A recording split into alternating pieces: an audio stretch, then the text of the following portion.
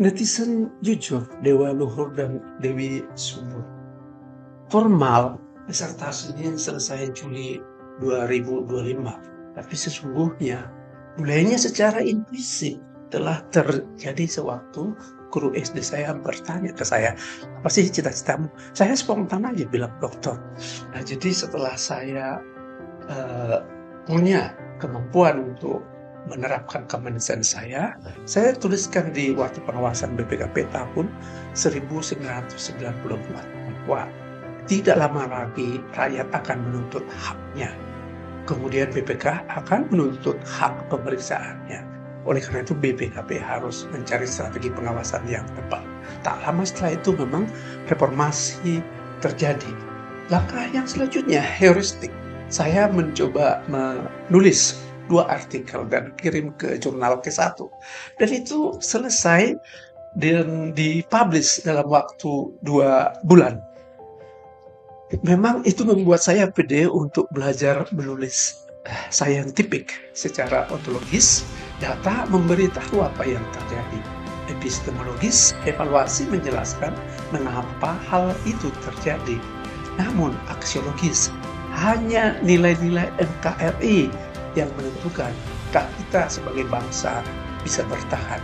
Nah, evaluasi untuk peradaban Desain Indonesia Emas 2045 ini adalah wujud aksiologi saya yang memperoleh S3 di usia 65 tahun. Perjalanan panjang seorang pembelajar seperti saya memang memungkinkan mulai dari auditor, kemudian evaluator, dan kini promotor membuat buku paling tidak. Mengapa? Tahun 1993, saya mendalami akuntansi di University of Denver.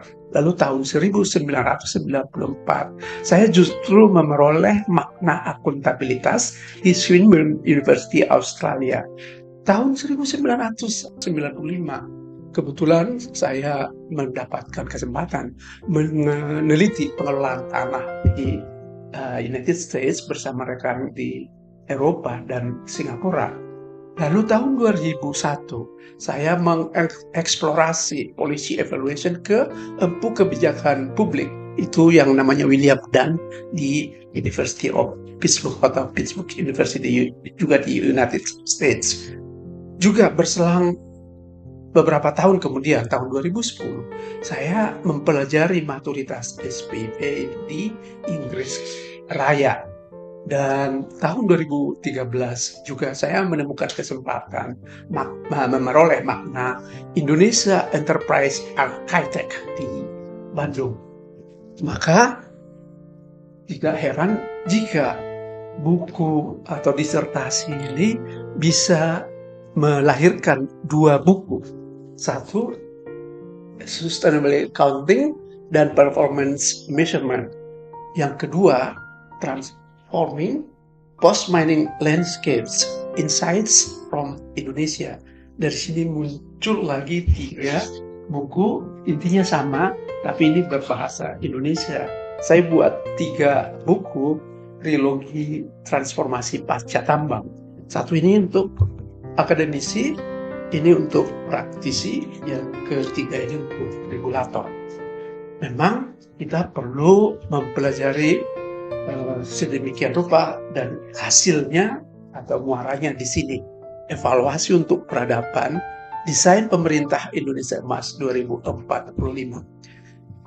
Netizen yang jujur, Dewa Luhur dan Dewi Subur. Kemiskinan dan kerja keras adalah universitas pertama saya. Lesson learned yang saya ambil terutama adalah kerja keras aja tidak cukup.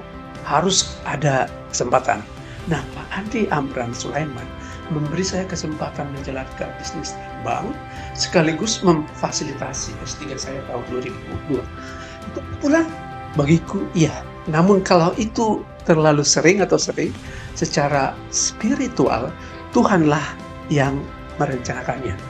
Miskin adalah universitas pertama. Ia tidak menghalangimu meraih S3 dan berkarya. Salam.